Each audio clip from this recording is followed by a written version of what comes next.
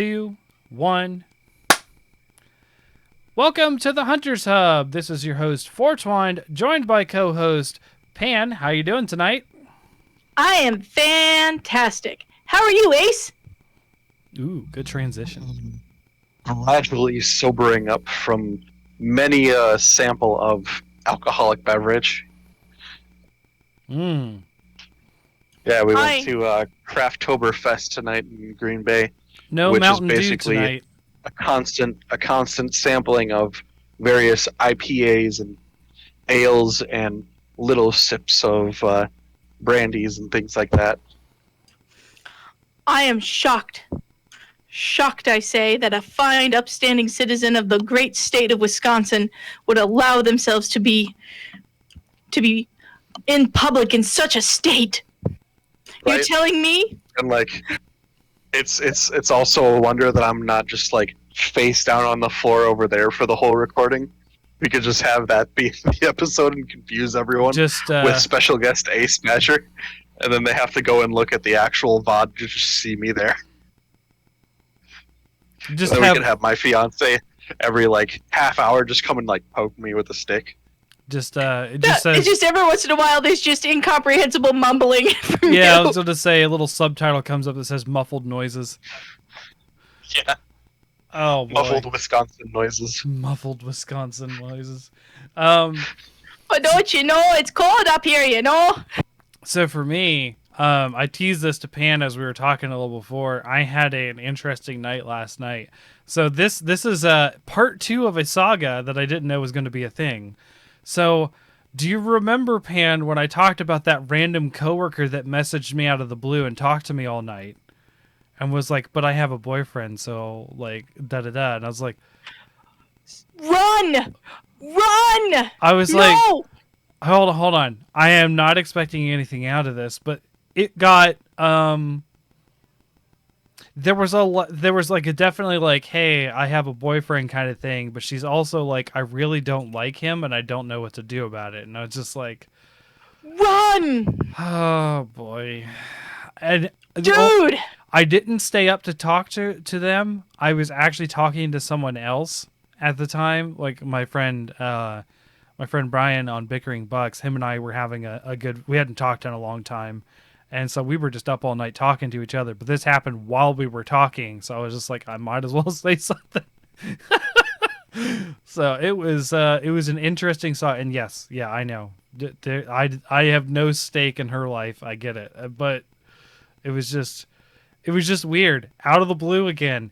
Hey Cham, how you doing? I'm like, fine, I guess. What's up? And then reminiscing about a job that she liked that I hated and going from there. And it's just like, okay, this is just the weirdest stuff. And like, I was at no point being like, oh yeah, no, I want to see where this goes. I was all just like, yeah, you probably got to figure that stuff out. Like, you probably got to. That doesn't sound good. Dude, you were very muffled. Very muffled Wisconsin noises.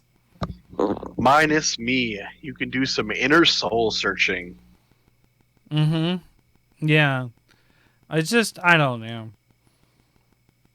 It's just, I don't mind saying a kind word here and there. It was weird. Run away! I mean, Run away and never return! I don't have to. She's 2 hours away, and she only contacts me at 2 o'clock in the morning every once in a while, and I can just not answer. Good! Well, I have to say that like most times at 2 a.m, you're already asleep. Yeah, I know. It was just coincidence that I was up that late last night talking to Brian. It was just pure coincidence, like the last time, which was like late December. So, anyways, yeah, we're going to be talking about our favorite bosses in games. Now, I'm pretty sure that we won't have to qualify mini bosses or final bosses, that kind of stuff. I think we'll just talk about that as we go. And I don't think. Do we really have to qualify what a boss is in a game? Do we really have to do that? I have one question about this. Okay. Okay. So, do you know what the TV trope quote "the dragon" is? It's been a No. while. Okay. It's Okay, been okay, a okay, while. Okay. So, the TV trope "the dragon" is basically before you fight the main boss of the game, there's like their lieutenant that you have to fight. The best example of this that I can come off the top of my head would we be call it the mini boss. Yeah. so. A good example is like in Star Wars. If the Emperor is the boss, then Darth Vader is the dragon. But you would Sure. never call Darth Vader a mini boss. Mm-hmm. So that's what I mean. So, trying to think of other examples in like direct examples in video games. Having a hard time without. A direct. I don't know his name, but the Russian with the knife in Resident Evil 4. So his name starts with a K. I don't Resident Evil. Kruger, something like that. That would be an example of a dragon where he's sort of like, oh, this guy is serious business, and then you fight the final boss.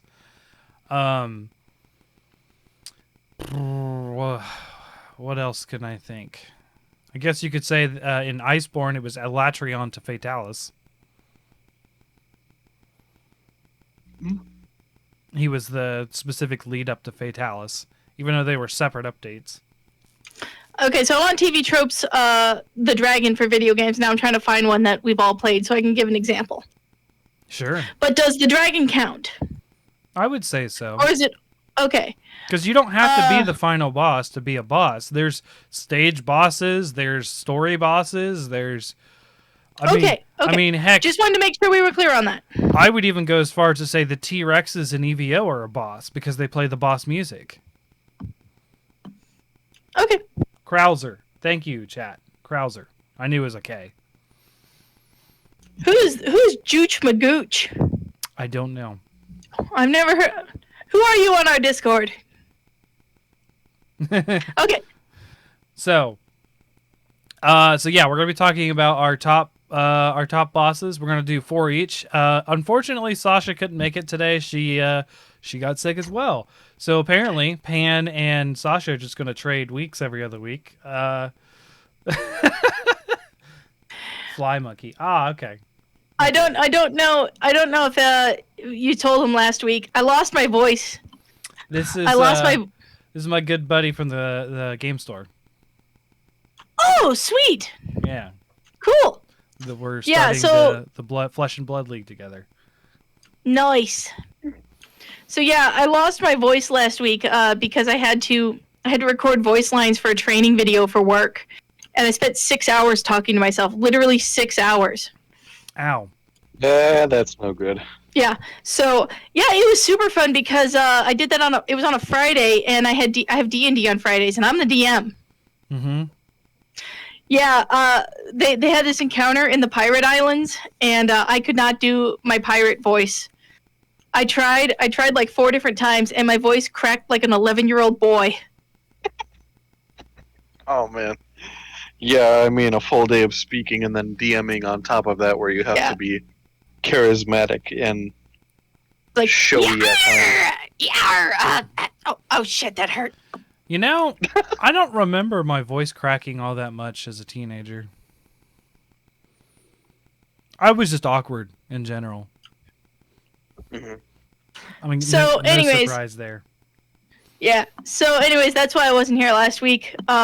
Because the Saturday morning I woke up and I sounded like Dirty Harry.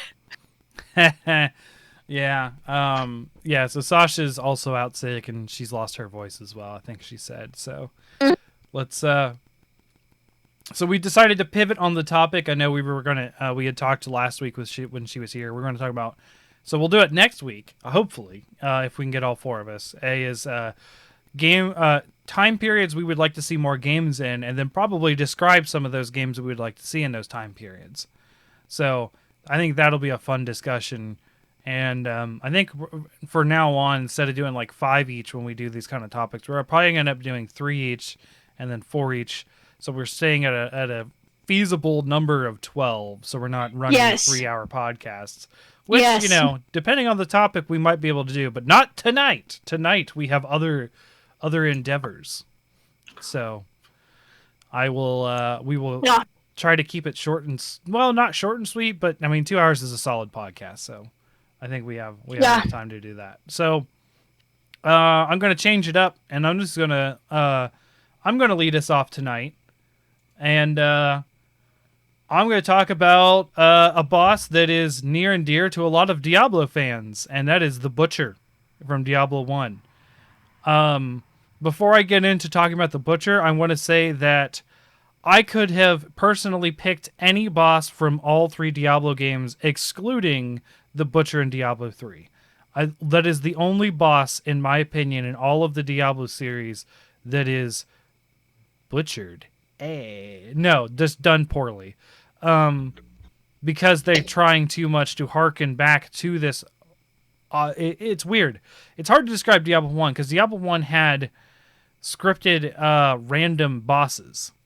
They were not required bosses, but they were story bosses that you would get good loot from if you got them. And the Butcher was the first one available.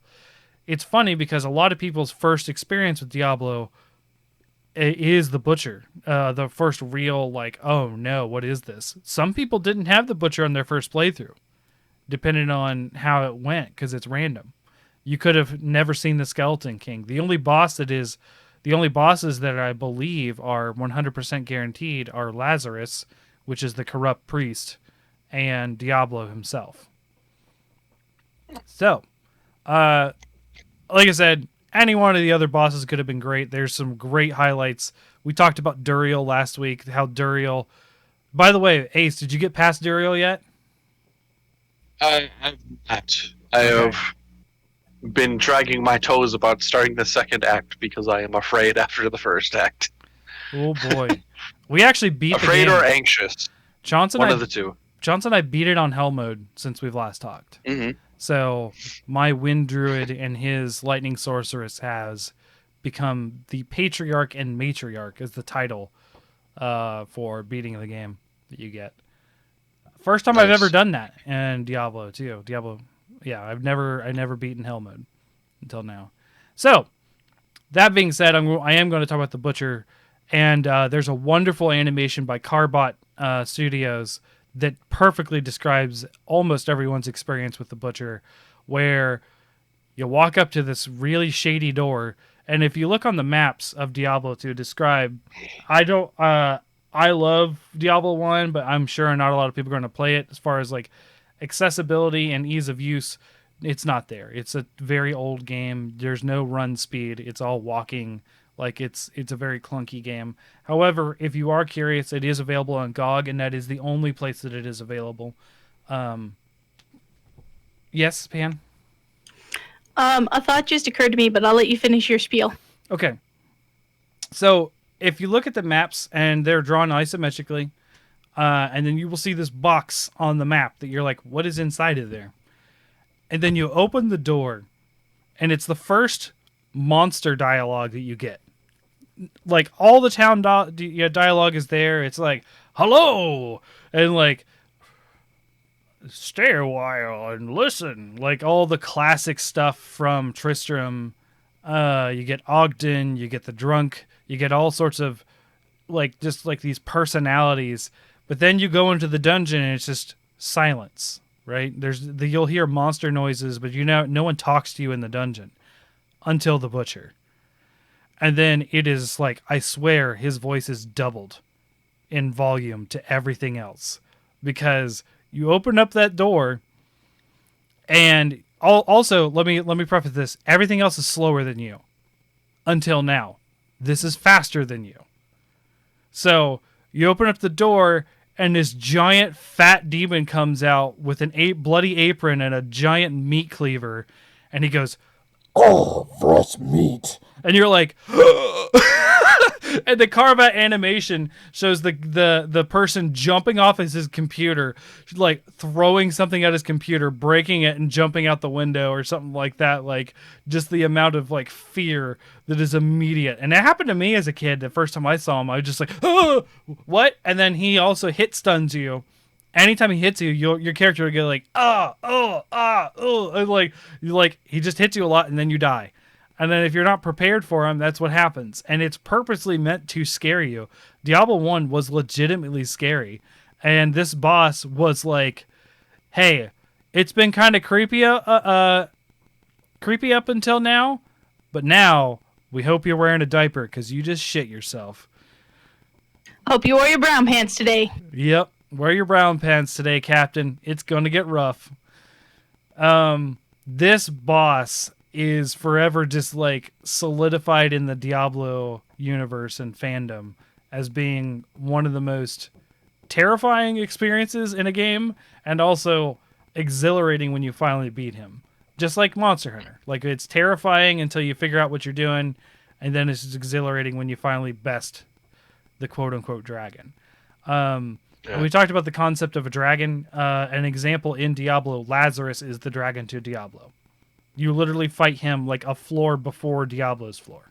So, and Lazarus is the priest who corrupted everyone and like got all the plans and resurrected Diablo inside of canonically your little brother in the game. Your little brother is possessed to be Diablo. Yay! So there we go for that one, the butcher. I am sorry, my kid is knocking the crap out of my door. I'll be right back.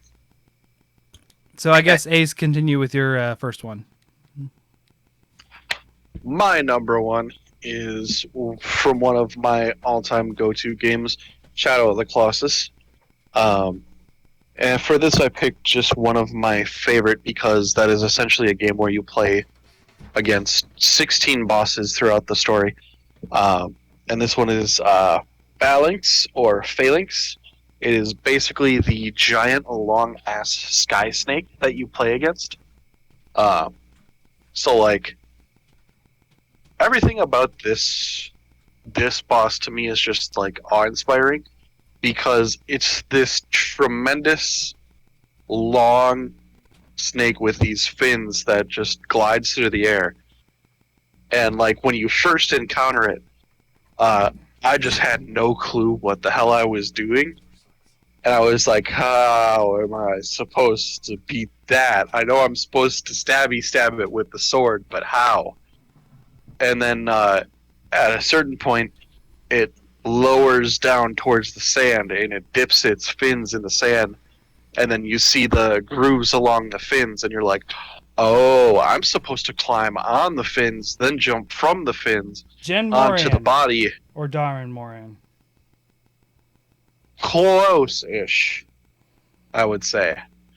It's essentially an Elder Dragon, but not an Elder Dragon because it's not If he was talking about one of the Morans, you would have heard me through your headphones screaming at him. Sorry, are you talking about the one in Breath of the Wild?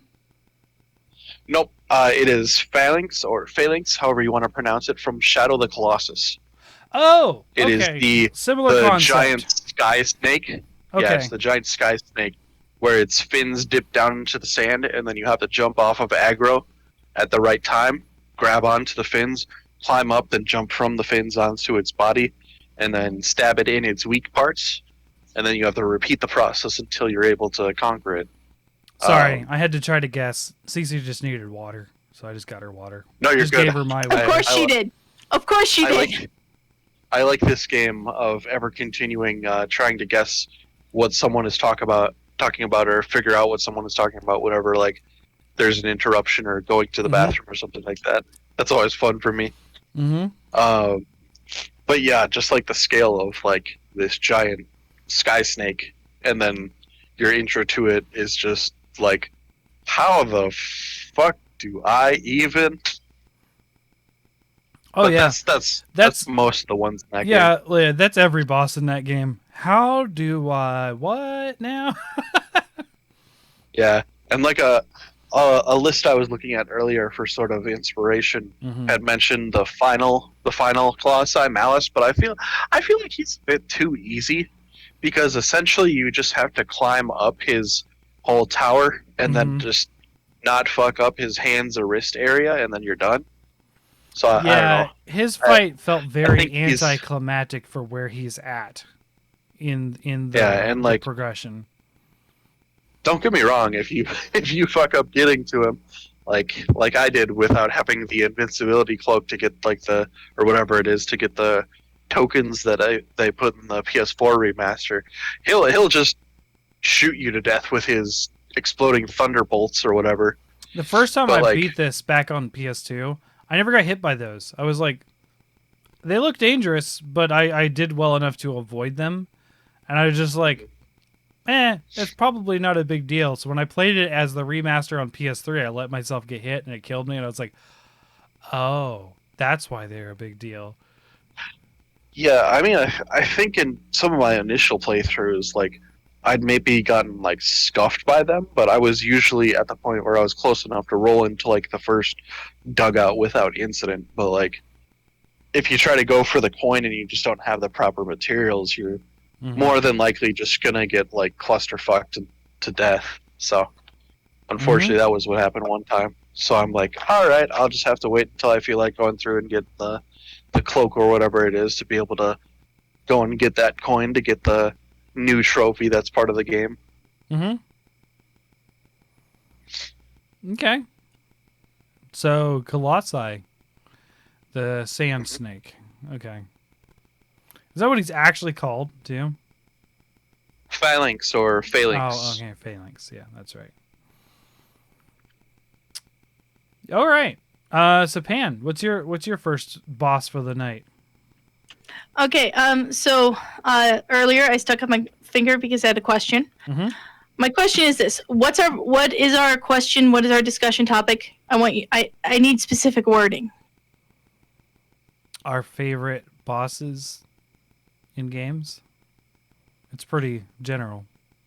Okay. I'm Targan? I'm sure there's a Tiamat somewhere. I'm sure there's a Tiamat somewhere. There could be one in Neverwinter.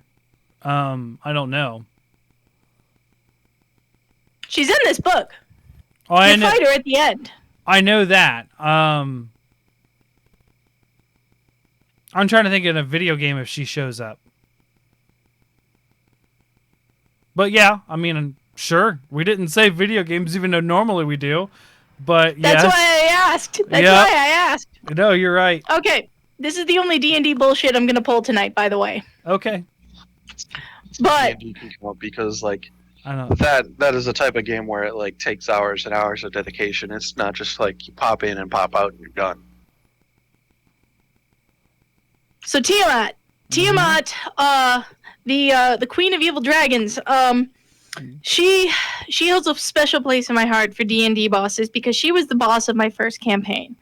The very first D&D campaign I ran was based off of Horde of the Dragon Queen and Rise of Tiamat, which they're two books that came out about 6 months after each other.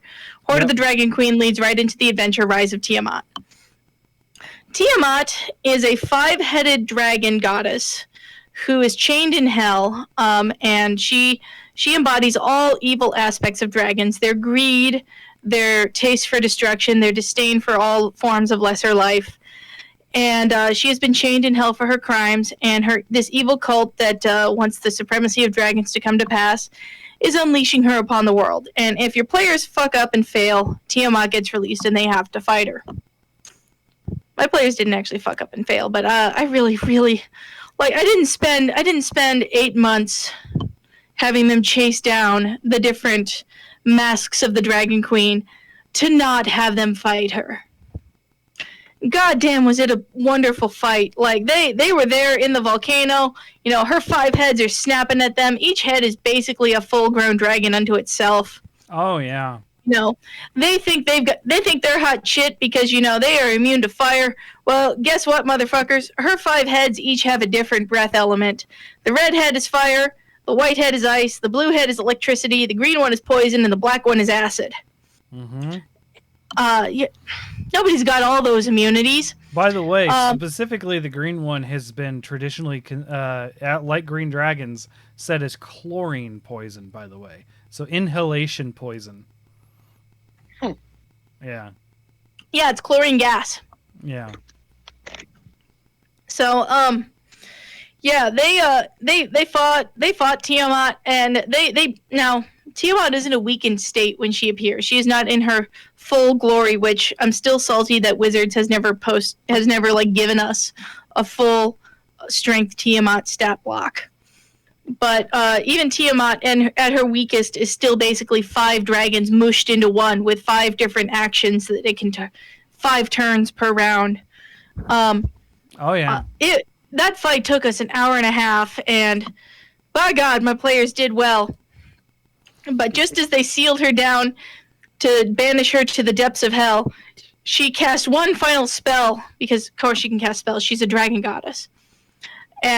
Power word kill. So any creatures within like 100 feet of her that had less than 100 points of health were immediately killed and their souls dragged down to hell with her. Yeah, no, she can do that. Yep. She can just do that. She is the mother of chromatic dragons, yes. Yes. And so she dragged one of my players' souls down into hell, which teed off the next campaign. But Tiamat holds a special place in my heart because she was the first big badass boss that my players ever faced. Yeah. So Tiamat at the end of Rise of Tiamat. So I, Pan, as you know, I have written an ecology on this. It was 4 years ago, as of August 25th, that I wrote this. And I think this quote is fitting. Not from. Well, it is. I normally put a quote in front of the article, and I think I really nailed the different aspects of Tiamat in this. It says power overwhelming, cruelty unmatched, unflappable confidence, unerring intelligence, and unstoppable brutality. Only one being can be described in such a way, and to witness this terror is unimaginable. And this was said by an ancient gold dragon. I was about to say, did you come up with that? Holy shit. I did, yes. I did. That's good. That is really good. It took me 6 months to write this article. That is really good. I'm putting that on like an ancient stone tablet in my campaign. That is good. That's some good shit. Yeah. Because in my D&D campaign, Tiamat it's complicated. The dominant religion venerates the ancient dragons and the ancestors of all dragons. And I mean, Tiamat is called the mother of chromatic dragons, just because the metallic dragons don't want to admit that. She's kind of their mom too. Sure, in a way. No. She is biologically Eo's daughter and Bahamut's sister. So they are all related. Yeah. In my setting, Io made Bahamut and Tiamat to be the complementary sort of check and balance to each other. Now, and go ahead. I was going to say they're not called Tiamat in the Diablo universe, but there is a Tiamat-like being in Diablo universe. So Tiamat, yes, I can dive into that if we want. Yeah. So Tiamat is an ancient Babylonian goddess of chaos and destruction and rebirth, and she was a dragon. And basically, she was like she was a dragon, and she ruled over all the other gods with kind of an iron fist. And her, I want to say grandson or great-grandson, Marduk, who was later became the Babylonian god of the sun, killed her and mounted her head on the wall and whatever, and then brought forth the age of the true gods. Okay. Not unlike sort of Zeus and his dad, basically. Well, similar story. So Tiamat's an ancient Babylonian goddess who was a dragon. Right, and Diablo does a lot of pulling from similar sources, as does D&D, and in Diablo there was she's actually the dragon is actually part of the creation story, because the whole existence existed in one being called Anu, and Anu from himself was both good and evil and everything in the universe, so in order to become a perfect being, he dispelled all evil from himself. And that evil that was dispelled, Like Kami! yes, became the seven-headed dragon. And, well, in the Diablo universe, it's 7. Yeah, but it would be like Tiamat. And they fought for centuries. They've killed each other in a final blow. And the dragon fell to the ground and spawned the hells, and Anu's body became the heavens. And that's why they're in eternal conflict, the hells and the heavens, and that's what all of Diablo's story revolves around, and they call it the eternal conflict. The 7 heads became the 7 prime evils, the 3 prime and the 4 lesser evils, which are Diablo, Mephisto, and Baal, the prime, and then Asmodan, Belial, Duriel, and Endariel, which you see 2 of those in Diablo 2. So I don't know. Tiamat is really cool. You see references to her in a lot of different games of, like, you know, multi-headed dragons and all that kind of stuff. Quintessential enemy, and you know, even if we're not specifically talking about a video game character, this thing has inspired many video game characters, many dragons. I think, Pan, you're going to enjoy my Bahamut article coming out. There is a lot of stuff about Tiamat in there. And I have rethought my idea of how dragons came to be because of this article. Huh. Well, I am interested. So I'm hoping it works out. But I said this 6 months ago to you as well.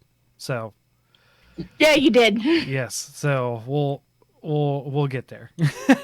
So what do you got? What's your number 2? So my number 2, I'm going to go to Monster Hunter. And I've talked about this story several times. My favorite boss from Monster Hunter is Atul-Ka, the praying mantis. Have you ever fought Atul-Ka? I do. And you know what? I like that there's a praying mantis Monster Hunter thing. But you know what? I really fucking hate Monster Hunter fights where you have to, like, have your timing absolutely perfect on the ballista. You have to go and load 5 bajillion little cannonballs into the cannon. I hate, as much as I really like the sieges in Monster Hunter Rise, I really hate sort of scripted monsters. This isn't that fight. There's no artillery or anything. You fight with your weapon against Atul-Ka. It is, but you don't have to use it. It's all, like, incidental stuff that you can use, but, like, everyone just goes gung-ho and, like, attacks the monster straight on. I mean, this is probably part of the problem with playing with randos and before I had a group to Monster Hunter with. But every time I fought Atul-Ka, I just felt like I had no idea what the fuck I was doing. And I was just constantly getting webbed, and people were yelling at me, and I had to get, and they were like, get on the ballista. I'm like, okay, I'll get on the ballista. And I just had no idea what I was doing. So I grew to resent the Atul-Ka fight. Necessary. Just ignore them next time. All you gotta do is just hit the praying mantis when it's in mantis form. Then you go and hit the toes until it, like, staggers. Then you climb up. Then you hit the weak points. You get over to the cocoon. See, I didn't know this shit. Mm-hmm. And also, you know, I don't play Monster Hunter with randos anymore. You got us. Play There's with us. several of us that Just can like- play. I know. Just, like, shoot us messages. I'm always down to play with whoever. Well, you can talk about how great the Atul-Ka fight is and how I've missed out, so go for it. Well, yes, I do like praying mantises as well. My favorite Decepticon from Beast Wars was the praying mantis. It was we totally need an orchid mantis. Yeah, and that's one of the few things I like about Animal Crossing is catching bugs, and fishing. But Bug catcher Cham. yay, I'm doing it again in Pearl, and I'm getting Diamond, I think. I don't know which one I'm getting. I don't know. One of the two. The girls are getting one of each. I know which one they're getting. I don't know which one I'm getting. But yeah, so I love the praying mantis design. I love it when we do alternative creatures as monsters instead of our typical wyverns or dragons, even though I very much enjoy dragons and wyverns. The praying mantis was a nice aside. It's probably one of the most exhilarating boss fights I've had in Monster Hunter. I would say the only thing that was the only thing that was on this level of satisfying to beat when we finally did it was Fatalis in Iceborne. I would say Iceborne's Fatalis is actually much harder than the original Fatalis, honestly. But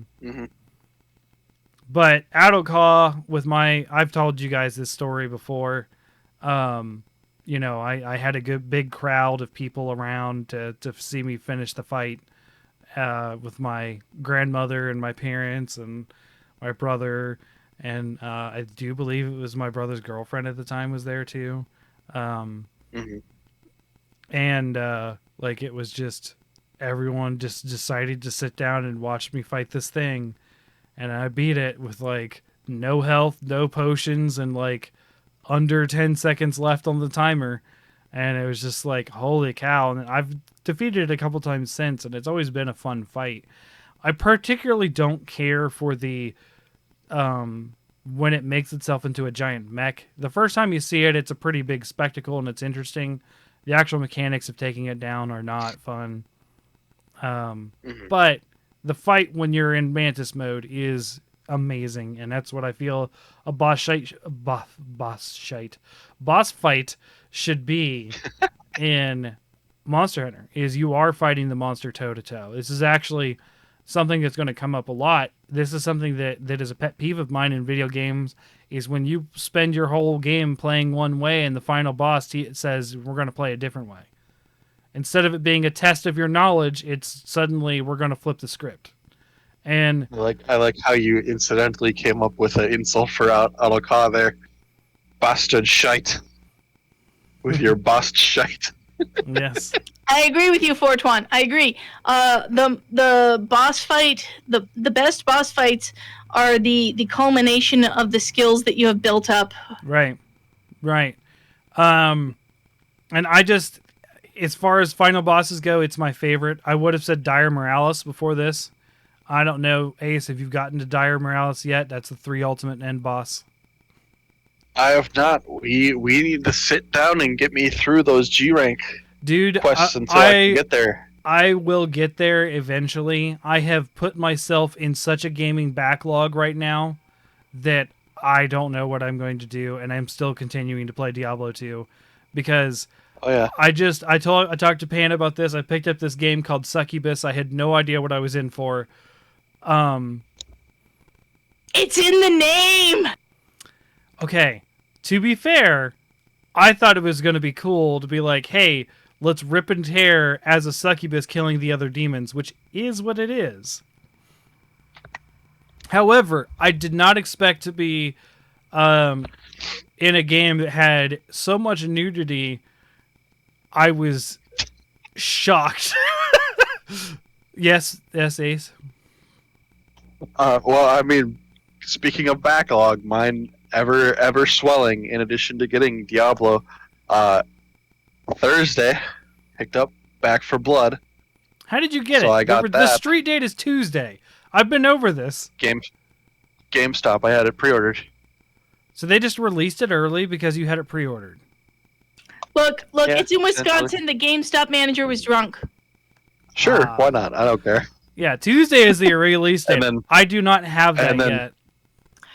And then today, in a mad dash, literally 40 minutes before we started recording, went and picked up my pre-ordered copy of Doki Doki Literature Club Plus. Whoa! What? Whoa! There's a Switch Doki Doki? Whoa! Yeah. And it comes with like a little business card thing. Out. Metaverse Enterprises. Time out. It comes with like a little card for your own like literature club membership. And then it's even got like a little little poem in it too. put it in the record. Ace did not time out. Ace did not time out. No, we're just. It's got stickers, and then it's got these Bro. little character cue cards. They're like little stand thingies too. Oh my Time out. God. Time out. Pause. Ace, just chill for a second. This is not your grandpa's Nintendo. They're letting Doki Doki Literature Club on their flagship console. Oh yeah. What the Oh, yeah. hell?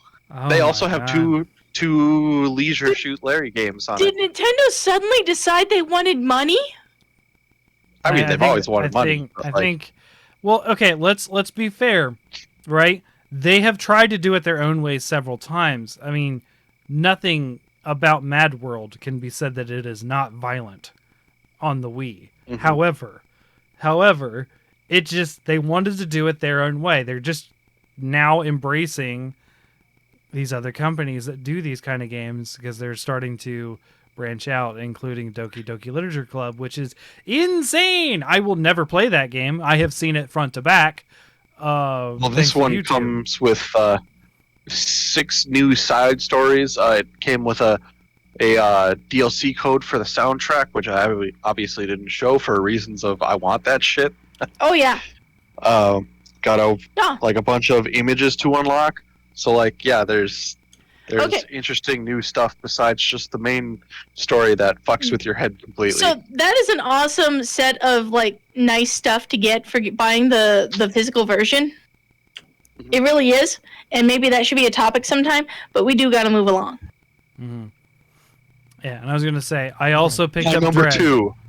I picked up Dread. I picked up so many other things, and Tales of Aria on the PS5. I got so many things to play. So So Ace, what's your next boss? number 2. My number 2, not only because I like the whole assassin for hire and is a morally gray character, but because it was also requested separately by both my stepson and my fiance to beat Deathstroke from Arkham Origins. He is from what I remember, he is the first boss that you face in that game. And there's sort of like a pattern that you have to get down with fighting him. And if you can't, you're in for a bad time because he will just continuously mock you throughout the whole Well, entire bad thing, time. being like, I expected more from the Dark Knight. Yeah, but that's Wow. Wade. I could tell Yeah, but what you that's were going Slade to do. Wilson, not Wade Wilson. Yeah. Slade Wilson. Instead of like quippy remarks, he's just like, I expected better. I anticipated your move before you did it. And it's just like, shut the fuck up. To my both husband's great times. consternation, because he's a comics nerd, I am constantly mixing up Slade Wilson and Wade Wilson's names. To be fair, Deadpool was made as a parody of Deathstroke. Yeah. Oh yeah. And I love them So, both. Like, yeah, no, they're both wonderful and unique and beautiful snowflakes. But I'm constantly mixing them up. But yeah, but that's I just feel Slade like- Wilson. I feel like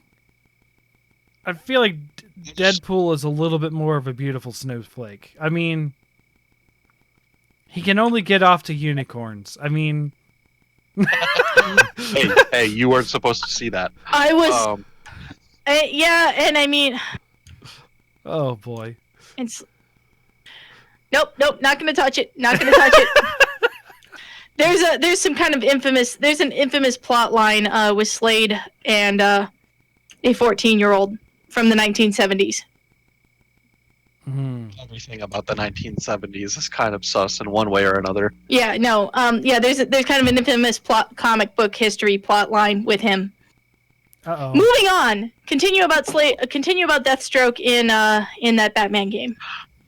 Well, not just in that game, but like also, I wish they'd sort of done him justice in Arkham Knight, because like Slade Wilson is known for being an assassin and being like a completely skilled martial artist, like on par with Batman. Yeah. And in Arkham Knight, like with a lot of aspects of that game, here's looking at you, Riddler fucking racetracks.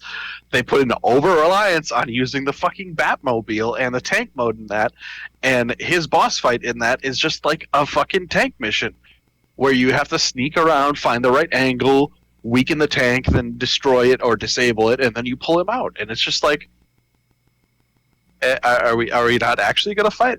I'm just apprehending you like that? Nothing? That's it? Like, all right, your joyride is over. To prison you go. That's And an that's excellent it? Batman voice. Where I've is had she? years of experience. I've had years of Why experience. did you say between that name? the Christian still Bale yet to Batmans see and that then movie. Yeah. and then the Pete Holmes Batman ones. Have you guys ever seen those ones? No. No. Oh, you need to look them up. The Batman. There's like the one where he gets sprayed in the face by Scarecrow, and he's like, "Girl Scouts, Invisalign Oh! braces." That guy! Yeah. Yeah, he did a bunch of X-Men parodies that I fucking love. Oh yeah. Those two. My favorite was the Wolverine one. Yes! Wolverine, I'm going to prescribe you an antipsychotic I'd like you to take. Yeah, no, Pete yeah, Holmes. yeah, I that love guy. him. Yeah, he's the guy who's like, here, I'll show you my real mutant power, Wolverine. Mm-hmm. Hey, bub. Fuck you. Oh no, look out. He does call Magneto is everyone- attacking us with rudimentary science. He does. Yes. He does say "bub" yes. a lot in those cartoons. Holy cow! Dude, you haven't read the comics. Mm-mm. It's like, okay, you don't watch anime. So I was gonna say it's like a verbal tick in anime, but worse. Okay, but like what is it that Naruto says? believe it. Believe it. There you go. Or Datebayo, depending on which version you watch. It's my ninja way. But I mean, so another. in a lot of English translations, they give the protagonist some kind of verbal tick because if he says it a lot, then they can match his lip flaps to whatever he was saying in Japanese. So if he's constantly saying believe it, then they can just throw in believe it when they need to give him more lip flaps. That's why they do that.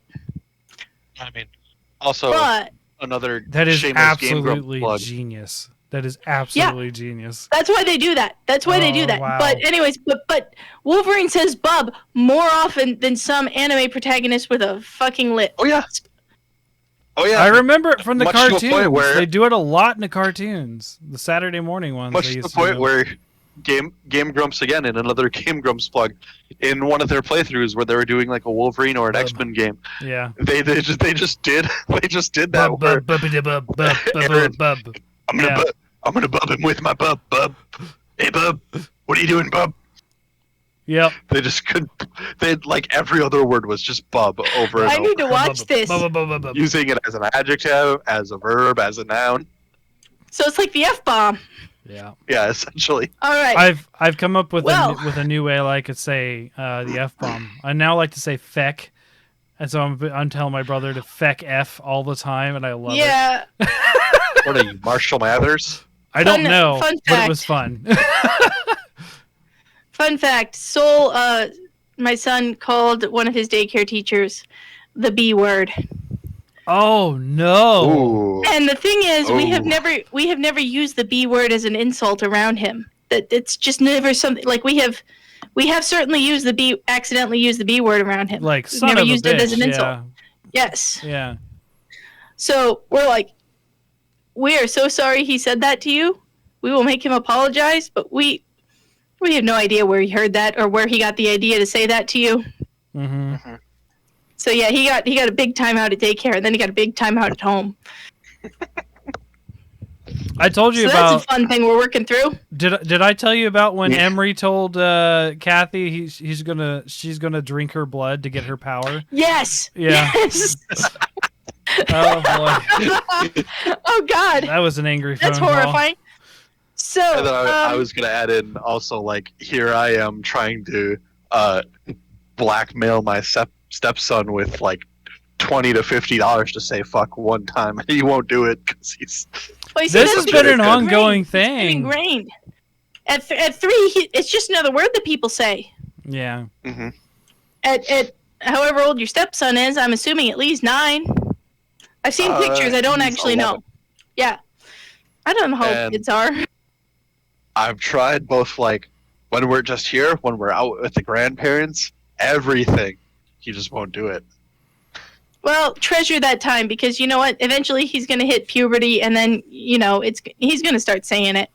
Or his friends will hit puberty. Oh, so Oh, yeah, there's it's coming up. real quick a side story about my brother cussing. Real quick. So both him and my dad have terrible road rage. Just terrible. Absolutely terrible road rage. And they're both upset. They're more like if I'm driving and I get cut off, they cuss them out, and I'm like, guys, he probably was just in a hurry. Let's just move on. So they get cut off, and this is before I lived here, and Chance was like, "Oh, fuck these fucking fuckers," is like what he said, and then Dad was like, "Oh, that's hilarious. I got to use that." So he's just like, "Oh yeah, I know. That's just the way my dad is, right?" So they're at home, and Dad jokingly looks at Chauncey and like he's like, "Hey, fuck these fucking fuckers," right? And then my mom was like, "How dare you say that to our son?" and teaching him those ways and stuff. And my dad was like, "But it was his idea. It was his thing." Yep. That's perfect. 100%. Oh boy, that's it. I just real quick. So Pan, are we on your number 2? Number 2. We're going to have to speed through the next several. Hey, what? No, this is if you finish. This is halfway, and we're just now hitting an hour of recording. So okay, we're good. So just real quick, I said that. Now, real quick, if you guys had to guess, if each of you had to guess something that's on my boss list, just based on the video games I play, what would you guess? Artax. I don't think I know you. I don't know that. well, I don't know but- what you're talking about, Fortuan. Isn't Artax the name of the dragon in Skyrim? Alduin. Alduin. Artax is the name of the horse that dies in Neverending Story. Yeah, I heard that on a podcast recently. That's why I said Dude. Artax. Yeah. It's worse in the book. Oh, I know. He can talk in the book, and it's basically an allegory for suicide from depression. Oh no. Well, yes, because it's the Swamp of Sorrows. Yeah. Yeah. Yeah. And as he's like sinking into sadness, he is apologizing to his master for the pain that his death will cause his master. Oh no. Yeah. And and Atreyu is like I gotta desperately go. Atreyu is desperately trying to drag him up out of the mud of sadness, and it's just hopeless. Mhm. Yeah, no, it's a super allegory for depression, and my 12-year-old ass was not ready for that. Yeah, I was not either. Whenever I watched it. No, I'm talking about the book. I watched the movie when I was like 3. Yeah. I remember being young. Go ahead. I have no idea. I was thinking the dragon. Okay. So, Pokemon Crystal. Oh, it'd be red then. Yeah. Yeah. See, here's the thing. Here's the thing with Red. You can steamroll through most trainers in the Pokemon games by having an element balanced team. Mm-hmm. There is no trainer before or since, well, maybe 1 or 2, but there are few trainers before or since who actually work to create an element balanced team that's also like high level. Mm-hmm. I did a little clicking around on Cerebi, and according to Cerebi, Red, out of every trainer in all of Pokemon, has the highest level score of all his Pokemon. Like if you add like all the levels of all his Pokemon together, that number is bigger than any other trainer. Well, isn't he also one of the very few that actually have 6 as well? Yes, a lot of trainers only have 4 or 5. And most of the Elite Four only have 5. The champion typically has 6. Yeah, because he's your rival and he just continues to Yes. get more and more and more. Right. Yes, the champion also typically has a somewhat element balanced team, but not always. Right. Screw that Raticate. Oh, I'm sorry. Too soon. Sorry. The Raticate disappears after the SS Anne, so whatever. And that's what you see in Lavender Town. Yes. But for example, Cynthia, who was the champion in... I want to say she's the champion in Emerald, but she's not the champion in Ruby Sapphire. But I could be wrong on that. Sure. So Cynthia, her team's theme is fossils. Like all her Pokemon are fossil Pokemon. Mm-hmm. So she's got like rock subtypes. So you can just kick the shit out of her with a couple of water and ice types. Mm-hmm. But most of the champions have some kind of like a little bit of a theme. element balance, or element balance is what I'm going to say. But Red, not only is he element balanced, but he's got some of the top tier Pokemon for their elements as of Crystal. Since Crystal, those Pokemon have been like beaten out of the top tiers. Doesn't he have the original 3 starters as? Doesn't he has Charizard, Blastoise, and Venusaur?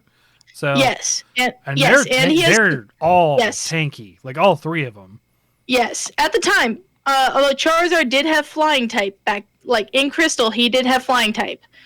Back when Charizard was only Fire type, like that was god awful. Mm-hmm. Once he gained Flying type and thus vulnerability, double vulnerability to Rock and vulnerability to Electricity, and he lost his immunity to Ice, like it made him a lot more easy to take on.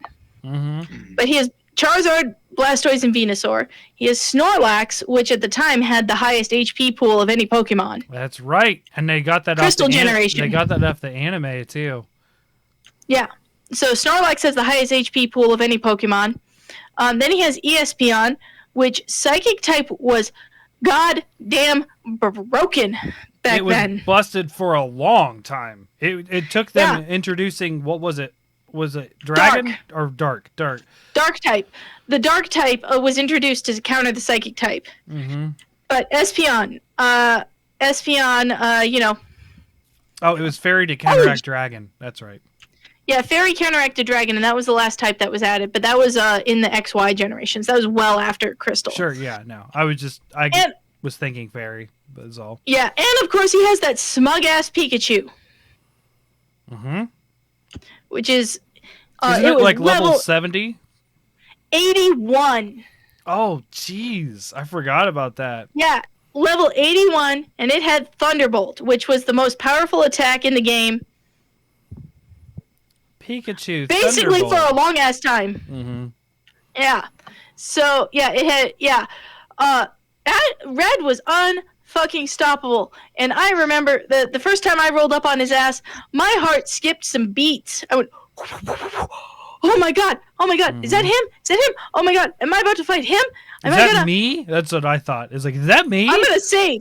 Yeah. I'm gonna save. My ass is gonna save right now. So I saved because you don't step up on a legendary Pokemon or someone like that. Oh yeah, no. Saving. Yep. So I saved, and he doesn't even say anything. It's just 5 little dots, and then. Yep. He's the source of many creepypastas. Oh, of course. But yeah, Red from Pokemon Crystal.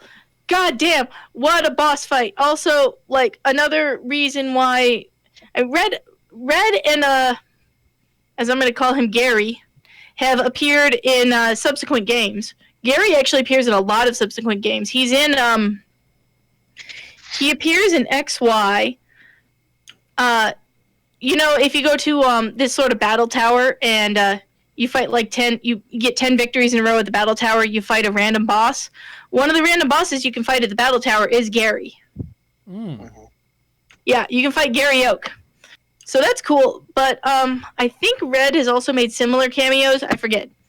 But yeah, I mean, he's that fight against Red in Crystal. It is the hardest Pokemon fight, bar none. Okay. So yeah, Red. And I'm gonna tap out real quick. What's your creature or your boss, real quick? What's the name? Before I go, the Guardian Ape from Sekiro. Okay, I definitely have nothing to say about that, so I'm gonna go real quick. So, this is gonna start up a theme of my second half today of bosses with fake outs that actually work. So to describe Guardian Ape, which I'm sure a lot of people are familiar with Guardian Ape who have played Sekiro, because Dark Souls and the Soulsborns are wildly popular. Although I think not as many people like Sekiro, which is funny because that's the one I like the most. But Oh, I liked it plenty. I think I like it more than Dark Souls, not more than Bloodborne though, because I Well, really like the Gothic Victorian theme. for me, in a game full of humanoid or humanish at least enemies, um, all very unique, all very interesting. There's of course the snake that isn't human. There's the weird locusts that aren't, but a majority of your bosses are going to be humanoid in this game.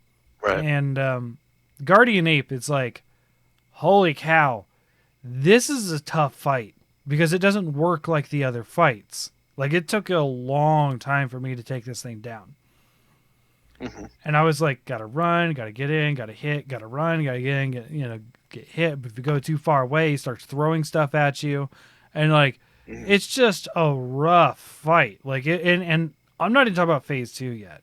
I kind of want to save phase 2 until Pan gets back because I wanted to describe to her what happens in phase 2. So, Oh, I know what happens with Phase 2. It is but terrifying. But to keep things rolling, phase 2 knocked me off my shoes. Like, as far as like, oh man, I love this fight. Then phase 2 happens and I'm like, what the crap? Now, I had liked Sekiro like as I was playing through. This fight in particular sold me on this game.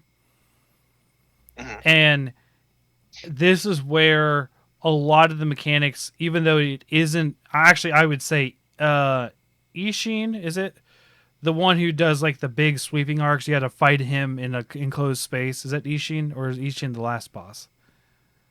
I'm not sure. I haven't actually gotten that far in Oh, Sekiro. okay. There's a boss that you have to fight in an enclosed space that Ishin is last. Okay, yes. And yeah, this chat would know we've talked very much about this particular game. But I can't remember his name, but he just did like a normal dude in a enclosed room. It's towards the end of the game. And he really teaches you this is where you have to start learning to counter and block. Like, this is what we want to teach you. This is what we want to do. Now, I will say that Guardian Ape and the Demon of Hatred in particular do not fit the rest of the game's style, I would say. And I would basically call the Demon of Hatred the Pan's Dragon. It is only unlockable until like just before the end of the game. But yeah, as far as like what we were talking about, like final bosses that break the mold, this does something different where these are not necessarily optional bosses that break the mold, but they're ones along the way that break the mold but teach you better about the mold because they've broken it. And I think that was more interesting than anything. And now, what I wanted to say, Pan, I wanted to make sure you heard this part. I know you haven't played Sekiro, but just the idea of what happens here. So, so the Guardian Ape is this giant. We're talking like King Kong sized ape. We're not talking modern King Kong. We're talking like Peter Jackson's King Kong, maybe 25, 30 feet tall, something like that. And he has a bunch of swords in his neck. I'm looking at it now. As it took me a long time to defeat him. You defeat him, you get this cutscene where you grab the swords, finish the job, and decapitate him. You're like, yay, job is done. It stands up and picks up its head like a lantern. And then it does one of the few deadliest things in the game called fear. And fear is a status effect that once it builds up all the way, so you take fear damage up through a bar, you just die. You die of a heart attack or whatever. You can't, like, you just die. It's an auto kill. There's no blocking it. There's nothing. You basically just have to get out of the range. The juxtaposition of what you normally do in the game, which is a lot of blocking and a lot of reflecting attacks and a lot of that kind of thing, versus a more Monster Hunter dodge style of fight, then this avoidance like hit and run that you have to do with the Guardian Ape's second form was actually really cool, and it sold me on the game because I was like, I appreciate the blocking. I appreciate that I can. And there are certain things that you can block and reflect on the Guardian Ape, especially in the first form. But this fight, the surprise of it picking up its head and then the head wailing at you and it causing a fear status, which is the first time I believe you see it in the game, and then you just die, was just like jaw-dropping to me. This is what solidified, and that year, I know you guys weren't on the podcast at that time. Neither of you two were. That was why that was my that game of the year, is a lot because of this boss fight. And you know, in just the general mechanics of the game as well. So that is boss fight number 3 for me. Guardian Ape. So what about you, Ace? Number 3. Number 3 is also going to be from a Soulsborne style game. From Bloodborne. It's the Shadow of Yharnam. It is the essentially 3 Nazgul-looking motherfuckers that you essentially have to work on distancing yourself and managing which one you're attacking at any given time. And then they can also spawn giant snakes to come out and attack you, along with casting, if I remember correctly, fire spells too. So it's a really interesting, very dynamic fight that is sort of always changing because you're always having to keep an eye out for what is directly in front of you and also what is behind you and anywhere around you, basically. There's a similar fight called the Three Kings in Demon Souls. That is a theme in many fights where you have like multiple enemies and they could come from any direction. So you're like, how do I get them down? One of the strategies is actually group the 3 of them up and sort of button mash to get sort of stun lock them and get a bunch of damage in. But yeah, that is.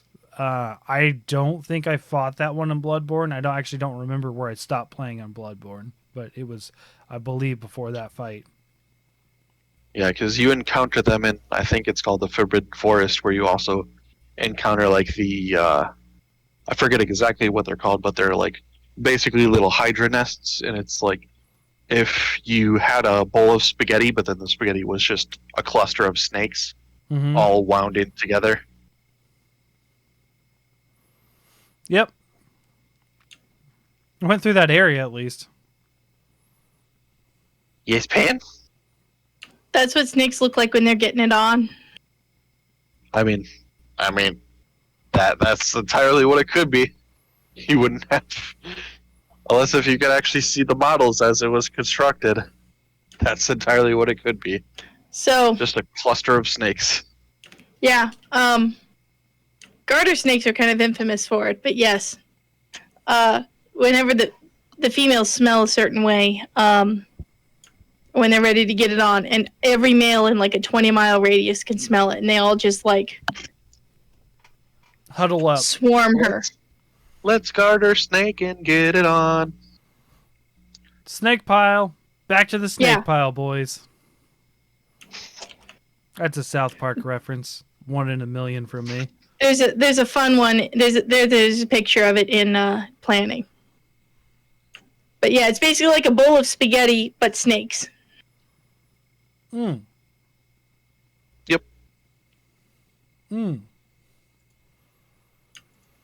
So yeah, there's a real world inspiration for that one. I will say, there was a funny line I didn't know. So like I've been saying, I played the druid in Diablo 2. There's a funny line that the druid says when you enter the Valley of Snakes or the Serpent Temple, one of the two. And he says, "Oh, snakes. God, I hate snakes." And I'm like, "You're a druid. What's wrong with snakes?" And I was like, I'd never seen that because I never got a druid that far. And I was like, huh, why does he hate snakes? I mean, snakes have always been villainized and bastardized throughout history. Even in That's the why I Bible. wrote that thing about in defense of the Yuan-Ti. Yep. Mhm. Yep. Which I totally am taking for. I did take for my Yuan-Ti. Most of people's fears and reservations about snakes are centered around the misunderstanding and mishandling of snakes a lot of the time. Yeah. I'm the first person to rush to the defense of snakes, but there is evidence for fear of snakes being instinctive in humans. Mm-hmm.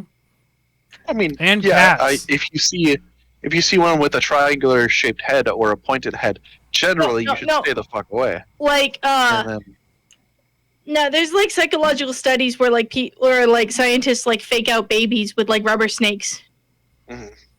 Like God. babies who could have like never seen snakes. Scientists are dicks. Yeah, but that's how you figure out if humans have an instinctive fear of something. I You get get a it. baby and you throw something at it. Just maybe tested, owner approved. ugh. The idea. All right. There's an ongoing joke with me and the girls that I think babies are ugly. Right. I just say babies are ugly. I mean, they are. I mean, it's not really a joke for me. I most of the time, and they're like, "But did you think I was ugly as a baby?" And I'll be like, "No, I did not." They're universally ugly unless they're yours, and then in which case they're ugly. But you know, whatever, it doesn't matter. It's No, yours. I mean, I really don't think all babies are ugly. I have seen some terrible looking babies before, but I don't. Yeah. I don't actually feel that. But there's a level of, hey, let's do an experiment on a baby that just like doesn't sit well with me. I mean, I think that if I hadn't been a father, that may not have struck such a chord with me. But you're like, oh yeah, we threw rubber snakes at babies to see if they cried. And I'm like, it's a little mean, isn't it? Like, it's just a little mean. I mean, I saw a statistic or something like that was saying like a lot of newborns instinctively know how to swim, and I'm just like, I don't want to know if that's true, and I don't want to know how they found out if that is true. Let's just I've not heard throw the baby in the pool. there are baby swimming classes, and that's why. Yes, Yeah. and they're effective. Yeah, I know. Yeah. They are effective. This was where not you can- chucking you the can- baby out with the bathwater thing. But yeah, no, there are ways to like No, train I a toddler to flip himself on his back Yeah. because like humans are buoyant if they like spread their legs and breathe slow. So there are ways to train your toddler to spread their legs and arms and breathe slow if they ever fall in the water, Mhm. and then that gives you time I to know go there are scoop the classes. toddler out of the pool. That's the point of that. I'm just dramatic because it's sort of like the who is the first person to think of drinking cow milk Oh type yeah, thing. yeah. Who is Let's go who is the squeeze first this cow first and drink person- whatever comes out. Let's go suck on some who is the bovine first tits. person to test if a baby could float in water by itself and not die? It's a witch baby. Burn it. I mean, Yeah, exactly. I used to think about, so I for a long time I was a brass instrument player, and like along those lines I was like, who thought to have come up with this instrument? This is a very old instrument, especially the trumpet. It's like, hey, we have the bugle. I understand that. That's just a straight tube, right? And then you just stretch it and turn it, and it's like, hey, we got a French horn. Or stretch it and turn it and back Oh. and forth, and that's a trumpet. And I'm like, why? Yo, I Yeah. know this. Yeah. So the first horns, like they make them out of a hollow cow's horn, and they go. Hmm. Or conches. And then My tribe Yes. used conches.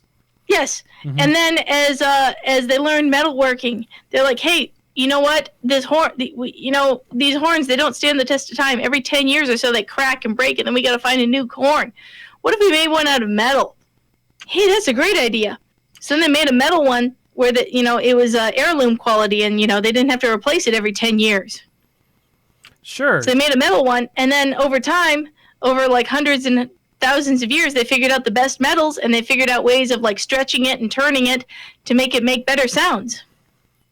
I get it. I mean, I get that there's a gradual progression But- there, but you look but at a the very- trumpet and you're like, how did we get from bugle to this? Like, or like, not bugle, because bugles are also twisted, but you know what I mean? Like, you see them in like Shrek, where they just have like the.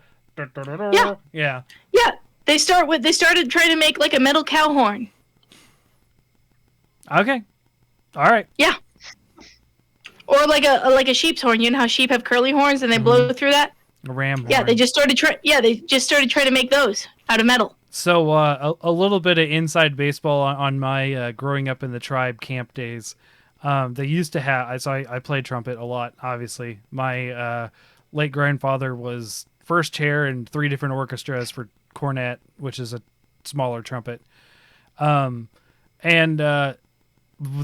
a conch that you would blow into at camp at Shawnee Camp, and you would blow into it for dinner. So like people were all around the campgrounds, and someone would blow into it, and they figured out, oh, Chan plays trumpet. Why don't we have him do it? And I was like, I did it the first time, and it like, I swear, I felt like I was in Lord of the Rings. It was like, I was like, that is so loud. Holy cow! I was like, I don't want to stop doing this. This is amazing. What is the thing? Gondor is calling for aid or something like that? Yes, Gondor calls for aid, and Rohan shall answer. That's the fires. Whatever, we could Same change it up. thing. Okay. Ad-lib. Ad-lib, Now, motherfucker. when they show up on the horizon, that is the horn that happens. And they're like, they're here. Like, what is that noise? And then the orcs are like, what? By the way, as I said, ages ago, I still, watching that movie in 4K was amazing. Oh, gosh. Man, okay, no. I'm not going to go on about this. I'm going to get back on topic. My third boss. Yes. My third boss is Nabooru from Ocarina of Time. Nabooru. I'm trying. Nabooru. Nabooru. Which one is that? I'll explain. Okay, so you got your various elemental temples in Ocarina of Time. Yeah. Okay, so the Spirit Temple. The Spirit Temple is extra fun because so this is you Bongo, have to go to right? Mongo. Bongo. No, what? No. Bongo was Bongo is the boss of the Shadow Temple. Oh, Spirit. Okay. Yeah. Okay. Go ahead. Yes. So the Spirit Temple, that's the one out in the desert. The fun thing about the Spirit Temple is that you have to visit it as Child Link and Adult Link to beat it. You have to do. One. Okay. Yeah. No. That's Shadow Temple. Gosh darn it! I can't remember. No, Shadow Temple has the thing where you approach the wall, and goddamn, do I need to incorporate this into D&D? But you approach the door, and a ghost comes shrieking out of the wall at you and says, "Shadow Temple, the place where Hyrule's bloody past has been sealed away." Mm-hmm. And that's why it's full of zombies and angry ghosts, because every bad thing that the rulers of Hyrule have done has been sealed away in the Shadow Temple. Mm. So the Shadow Temple is basically like an abscess in Hyrule. Yuck. So I'm Yeah. Okay. So I'm very confused. I'm very confused about that's not the twins witches, right? Because that is where you fight the Twin Witches. Okay. They're the ultimate boss of that temple, Twin Rova. Yes, Okay. That is the ultimate boss of the Spirit Temple. Nabooru is the dragon. Yes. Okay. Okay, so Spirit Temple. It's out in the desert. You have to do some bullshit with the Gerudo tribe, who are the all-female Amazons in the desert, and they are sworn loyal to the one and only male that's ever born among them. Ugh.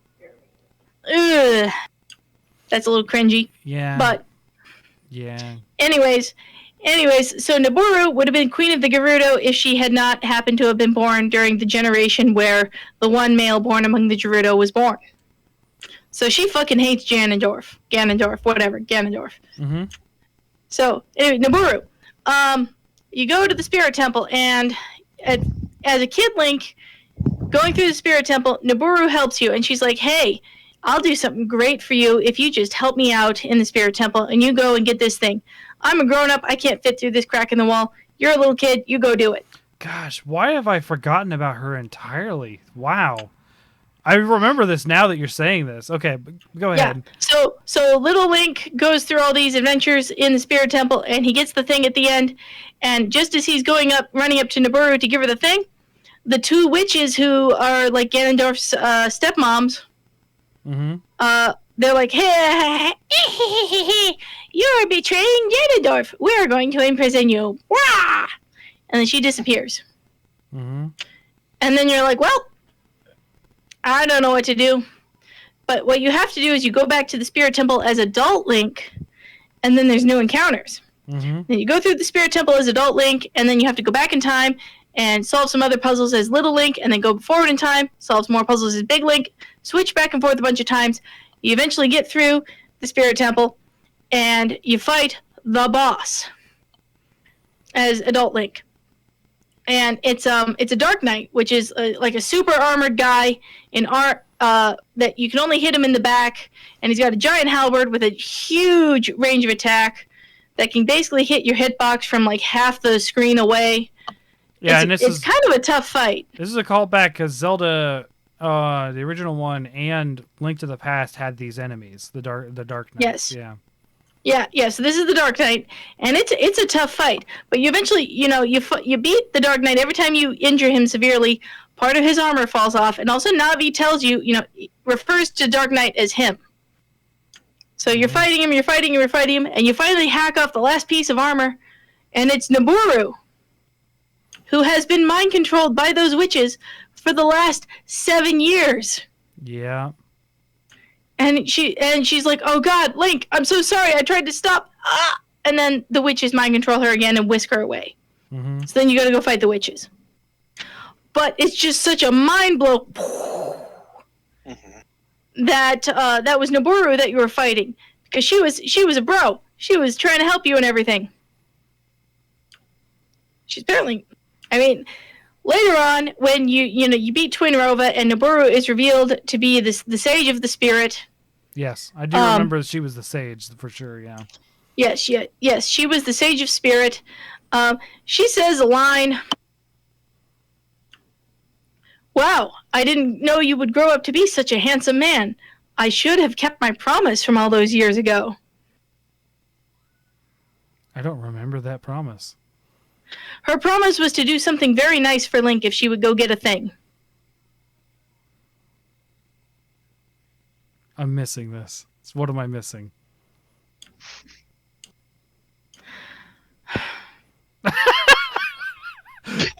What? She promised to do something very nice for him, and then later, after she learned what a handsome hunk he turned into, she regretted not fulfilling. It's a sex thing. Okay, I guess. I thought she was just gonna kiss him. Is all, but it's Nintendo brain for me. It could have been. It could have been. You know what? It's the thing is the fans have made a whole thing out of it. Sure, I could see. Yeah, very nice for him. It's also very problematic though. Yeah, as a reward, I will give my body. Yeah, that's problematic as well. Yeah. Oh well. Sorry, that one just went whoosh over my head, and I'm just like, what? Very nice for him. I'm missing this.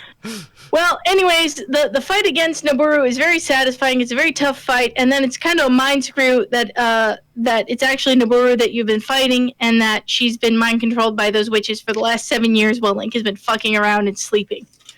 Yeah. But that's always a thing with Legend of Zelda that I take for granted is like almost every girl wants Link, especially in Ocarina of Time. Like and then Saria didn't. Saria always wanted to be his friend. Sure, there's always that first one that friend zones you. That's a thing. But the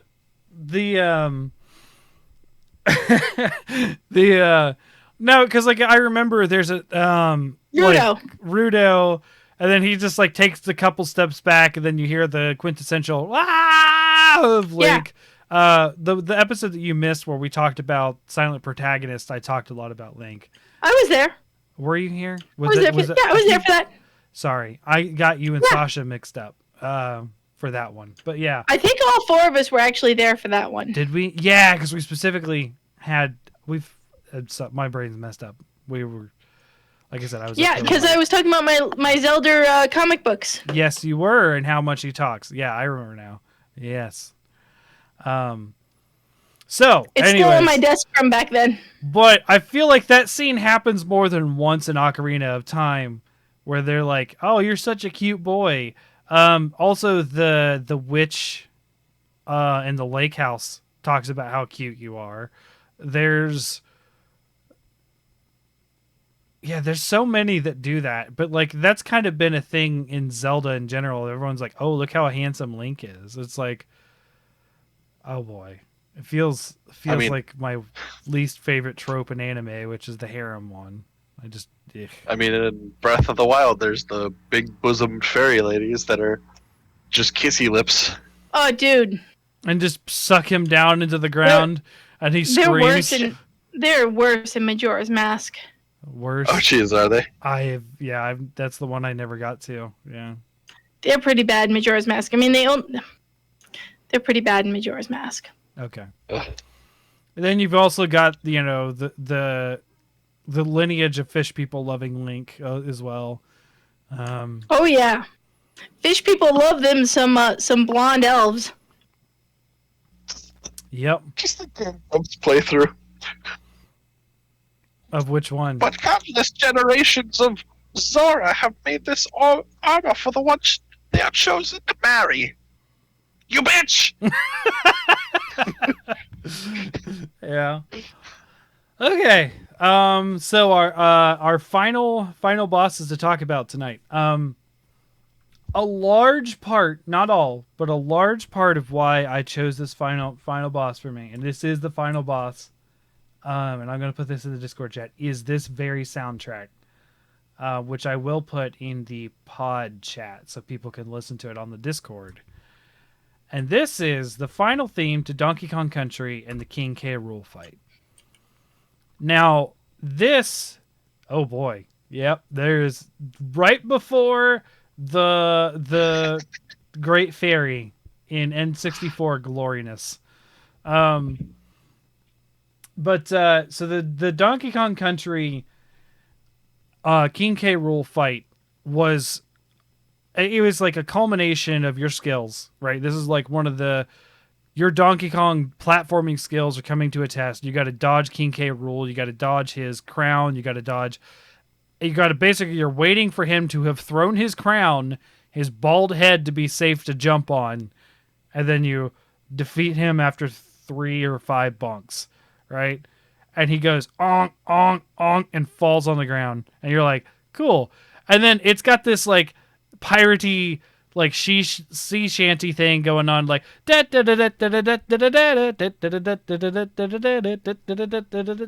was like, why is this happy music? And they time it really well. Now, granted, if you take too long or you're too short on it, if you miss a couple cycles, it won't match up right well. But if you're playing it right, this actually matches up with the music. Where if you beat them, and the sound drops, like the music kind of drops, and you get to this more like rocky thing, like dun dun dun dun dun dun dun dun, and then it builds up, and it's got like the da da da, and it starts getting more rocky and stuff because King K. Rool fakes you out where the credits come up, but credits are spelled with a K. The producer is like King K. Rool. And if you're actually reading the credits, like all of the credits, like producer and stuff, or like Kremlin, Konk, like all the bad guys as the names of the different things.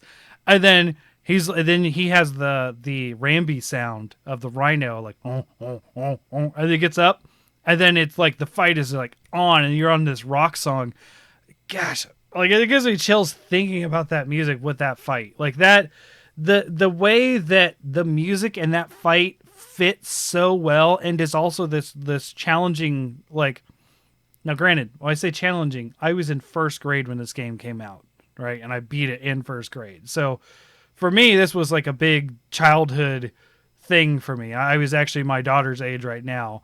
I don't think she gets too frustrated with platforms. I don't think she could do it at her age. She's more Minecraft speed, but she's like the game was cemented into my memory in both this and the end credits song, and I would say that this fight in particular is what made me notice music in games and actually appreciate it.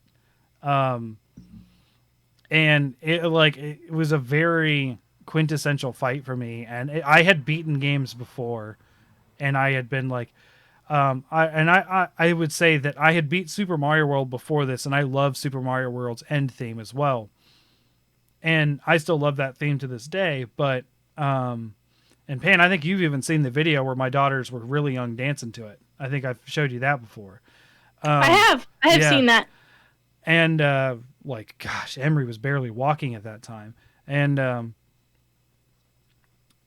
I noticed, and I love that song, but this is like awakened the love of video game music in me. This song, and I go back to this one and the ending theme of Donkey Kong Country very often. And I would say probably in my younger days, this was my most impactful game, and this boss fight, and the music, and everything coming together was like the best. And that's actually why I saved this one for last, because it is my, to this day, favorite boss fight is King K. Rool in Donkey Kong Country.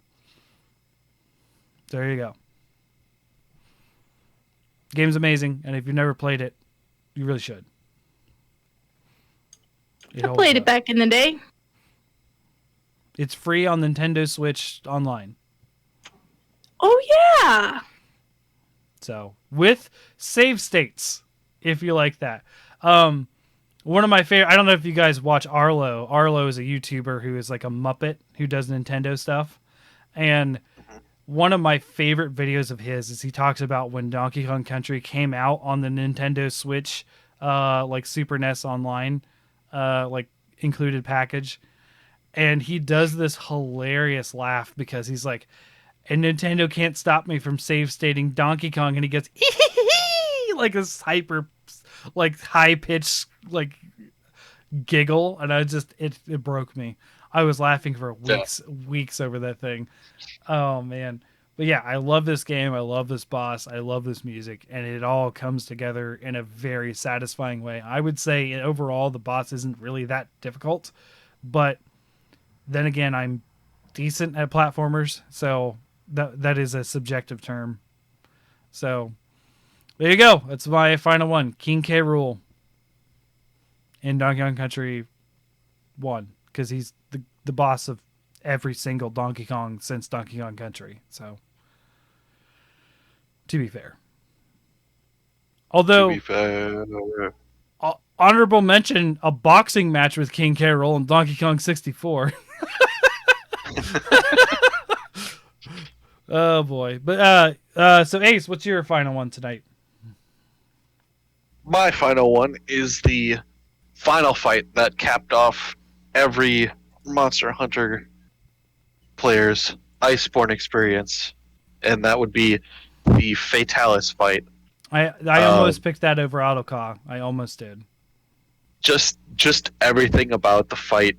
It brought Fatalis into, I would say, its own league, and brought it back into like being that actual tremendous presence that you're actually fearful to fight. Really? And then B, yeah, for me at least. Okay, Just I my felt opinion. it was always there, but that just might be a Monster Hunter 1 thing for me. Well, it's definitely a force to be reckoned with, but like, it didn't really do too much in the old games as compared to what it does now. I disagree. You know that snap and drag that it does, and people are like, "Holy crap! I can't get out of where he drops down and does the snake." That was always a thing in the old games, and this is why people refused to fight it as Blade Masters a lot of the time. People required you to be gunners, or you were kicked out of the room. Like, it had a reputation in Monster Hunter 1. I think it got a little bit of a disreputation in 4 Ultimate, though. Because 4 Ultimate, it was sort of a side boss, and they didn't really update it to sort of handle the new mechanics as well. Yeah, and then B, it also like sort of reclaimed like the final boss levels, like the final end game of Iceborne 2, because it didn't have those sort of time restrictions that the Alatrion fight had with the DPS checks that you had to get through. It's just a straight through fight that you have to give it your all for, and actually like Survive. go full force and be like able to know its tells and its movements. And then once you get to the point where you actually do the Dragonator and Proof of a Hero comes in, it's just the perfect culmination of like It's a that classic. entire It's a game classic for me. Monster Hunter moment to Dragonator, Leo, or Fatalis even. That's always been a thing. Proof of a Hero is what happens when you use that Dragonator. Yeah. Oh yeah, and just like the like even if you're not able to complete it after Dragonatoring it, it still feels like a worthwhile fight, and it doesn't feel like you're in a mad dash like the Alatreon fight, hmm trying desperately to beat it. It feel like every single loss that I've had against Fatalis in Iceborne, I've been like, fuck, we were so close. Or like, we'll do better next time. With like Alatreon, it's like, well, god damn it. hmm All right, I guess we'll run it again. Fuck, we fucked up again. All right, I will run it say, to their credit, in Rise, All Mother Narwa feels pretty epic as well for a final boss fight. It took Pan joining Chauncey and I for us to beat it. We actually failed our first attempt. So Pan joined us, and the three of us fought, and we're like, wait, what's Magnamalo doing here? Why is Magnamalo here? Yes. Another epic Magnalo, moment you that I bitch! love. What are you doing here? Yeah. Holy cow. I'm here to help you. You fuck. Take it. But It's yeah, like Vegeta showing up. Fatalis, yeah. Vegeta showing up at the last minute to To help do with a- Frieza. do a big bang attack to sort of cripple Cell just long enough for Gohan to give it that final push. Yep. That's a better reference yeah. than Frieza, because he just dies in the Frieza saga. Yeah. I mean, he does have that fake out, and then ultimately creates his undoing with his own hubris. But oh well. Yeah. When don't the Dragon Ball Z villains do that? Yeah. I don't know. I don't know. I'll say that I mean Goku versus Beerus. I think it was a pretty solid, straight up fight. And even in the end, Goku didn't even really win. Beerus just kind of got hungry and bored. Well, I wouldn't say that Beerus is necessarily a villain. I would just say he's like a neutral, doesn't care either way. But That's if you true. fuck up, then he'll definitely fuck up your shit and your world. Mm-hmm. Whereas like Frieza, Cell, Boo are just like, I want to take over and destroy everything because I'm I legitimately do not know Boo's motivations. Legitimately, just don't. He doesn't. He's- turn he's- everyone into chocolate. He's a force of nature. Yeah, He's not a villain. He's a force of nature. gotcha. Yeah, I guess that's fair because he does have good and bad sides that detach from himself.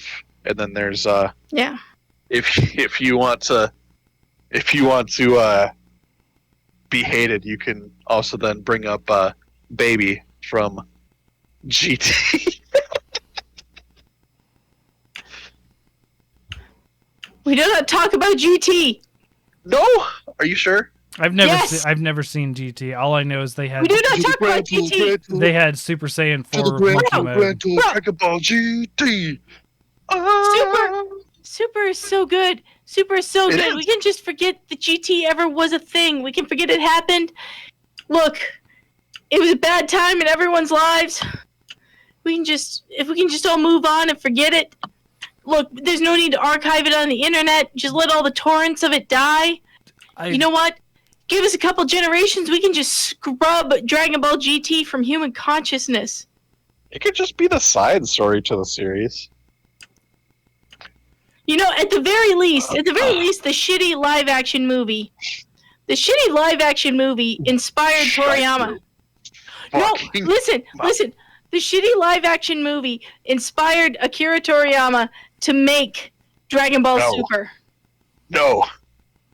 Fine, I will let you have GT, but we never bring up DV. Good. Good Fuck came out of that. good came out of it. Good came out of it Fuck because that. Akira Toriyama was not going to make any more Dragon Ball until he saw how shitty that movie was, and he's like, "Oh my god, I can make a better one." And then he did, and then they spun off Dragon Ball Super from that. Thought it was Excuse us, GT, Fortuan, but we're weaving out. I thought it was liked GT that it Dragon was Ball. by, but I mean, I have. No, Dragon Ball is great. Dragon Ball is great. Dragon Ball Z is. I meant Dragon Ball is- Z. I never watched a lot of Dragon Ball. Okay, Dragon Ball is pretty great. Dragon Ball Z is the shonen. Yeah. Dragon Ball GT is a cancer that we do not speak of. Dragon Ball Super is wonderful and amazing, and it turns Vegeta into a real character. I have seen stuff about that, yes. No, Vegeta. character. No, but Vegeta's wonderful in Super. He's a good He husband. is, but He's he a was also good character before. father. He's everything that Goku isn't. And that's the wonderful thing about Vegeta's character is that he is so busy trying to catch up to Goku, but at the same time he's not compromising where Goku compromises, and his family is better for it. And Vegeta doesn't realize that. hmm Well, yeah, but he was already a character. I Right. mean, he's my favorite character because he has one of the best arcs, like in Well- the series. Goku's well- just always the good, and Vegeta like struggles with who he originally was and struggles with that coming back. Do I have a Right. favorite character in that series? But in Super, it's fascinating that Vegeta is so hung up about becoming the better Saiyan than Goku that he doesn't realize that he's a much better man than Goku is. I mean, that's not hard to do when like Goku's been like an absentee parent for a lot of his kids' lives. Okay. Like, Let me, in defense of Goku, he is literally saving the universe constantly. All right, he's got I mean, true. he's but, got like, but he's I and like he is a that Dragon Ball father Z in the downtime. They show how much he is a father to Gohan earlier in downtime. It's like early Dragon Ball Z, he's very much involved with Gohan. Yes, early Dragon Ball Z. Yes. But Early. everything keeps escalating up to there. I And can't in late, I can't speak for Fortran. much because I've seen it, but I do not remember anything past the beginning of the Android saga very well. So in the end of Dragon Ball Z, in late Dragon Ball Z, Gohan does not dress like his dad. Gohan dresses like Piccolo. I know. Mhm. I would say I think Piccolo is my favorite character. and between the fucking Frieza saga and the Cell saga, Goku specifically does not come back. Like, he Yeah. is alive. He survived Namek, but he does not come back for a long time. so and he then can train. on- Yeah. Sort of understandably, at the end of the Cell saga, he also doesn't come back. Even though, arguably, his son needs him during those tentative years. But, I mean, he is keeping the planet safe by staying away. So at the end of the Cell saga, Toriyama's original vision was that he was going to make a new series where Gohan was the new Superman and in charge of protecting the planet. Yeah, But then called executive- the Saiyaman saga. I loved it. Well, no, executive meddling was like, no, you can't make a Dragon Ball series without Goku in it. Hmm. And so he had to scrap the whole idea of Gohan being the new Goku. And that's why Right. Gohan's potential was yeah. never realized. Yeah. Yeah, that's why. It's because the people Corporate that, meddling! You've thwarted us corporate again! meddling. Right, No. and they turn him into such a dink in the subsequent series. Okay, Like, we're the Buu so saga- wildly off topic, and I have 10 minutes before I have to cut you guys off. I would love to discuss this another night, but we can't. We can't right now because we got 10 minutes. So I'm going to talk about my final boss. Mhm. I've been debating for the last half hour to discuss either Shigeru Megala or the other one. I'm going to go with the other. Excuse me. I'm going to go with the other one. Shigeru Megala is great, but you know what? I like this other boss fight better. Shiggy. What? I call him Shiggy. Yeah, Shiggy or Shaggy. Yeah. Shaggy Maggie. Okay, so in Hades, Theseus and the Minotaur, because one, that's a fucking hilarious pair up. For the people who played Hades, for the people, I've beaten really, it. I'm sorry. I'm trying to. Theseus and the Minotaur is not a spoiler boss necessarily, so you're fine. Yeah, but for the people who weren't paying attention throughout Hades, or for people who play Hades and aren't into Greek mythology, or know nothing about Greek mythology, Theseus is the Greek hero who killed the Minotaur. Yeah, that's what I was thinking. Yeah. Yes, right. And also like it's revisited. It's discussed at length in the course of Hades if you get to know the Minotaur. Yeah. Asterius. But it's just such a fucking hilarious matchup. And Theseus, you start to hate his stupid fucking smug face with his Mm-hmm. and his bronze oiled chest and all that. And the Minotaur is like, Theseus, just shut up and let's fight him again. Yep. He's like, what? Ho, you foe! And he is just so self-righteous, it hurts. Yeah. And you just want to beat his fucking face in because he thinks he's just so wonderful and awesome and beautiful.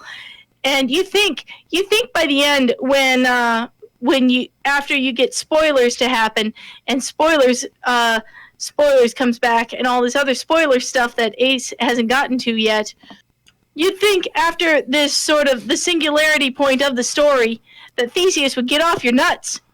No. But he doesn't. Nope, he doesn't. He's so self-righteous, he doesn't even believe you that the plot has happened. Nope. He's like, impossible! You're a fiend and a cur. Die. Like. So, I pretty frequently beat the Harveys. They're not really an issue for me. I still wait till you have all somewhat three at struggle with the once. Bone Hydra. Yeah. Oh yeah, I know. It's coming eventually. Bone Hydra, I still somewhat struggle with, and then I've gotten to the Minotaur only once, or that first Minotaur or whatever, and died pretty quickly thereafter, just because I already had low health and had used all my circumvent death. Don't make me want to play this game again. I beat it. You just look for Patroclus. Patroclus will give you all your death defies back. It's great. Mm. Yeah, I've seen it. I always just end up being a dingus and spending all my money before I can. No. afford that. Patroclus gives it to you for free. Yeah. He's just like, oh, you look hurt. Here, drink this potion that will give you all your death defies back. Mm-hmm. I'm Patroclus and I'm depressed because I'm afraid that Achilles doesn't love me anymore. But he do. But he do, I've and not that's wonderful. seen this person. Yeah. Okay. Well, that is wonderful. That is a wonderful story to go through. Patroclus reuniting Patroclus and Achilles. Mm-hmm. But getting back to Theseus and the Minotaur, like we said earlier, a boss fight should be the culmination of everything you've learned. And goddamn, if it isn't a culmination of everything you learned, and then when you get Theseus to half health, he reveals his true form, and you're like, oh shit, of course he does that.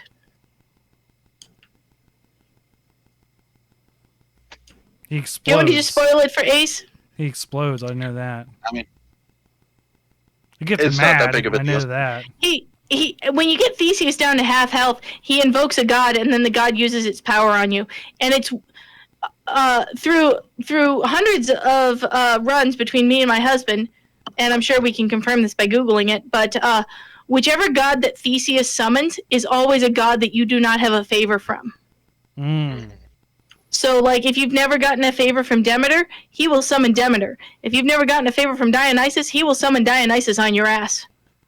And Get then you drunk off your ass. I feel it's near impossible to get every god in one run too. Yeah, no, there is always one god that never shows up in a given run.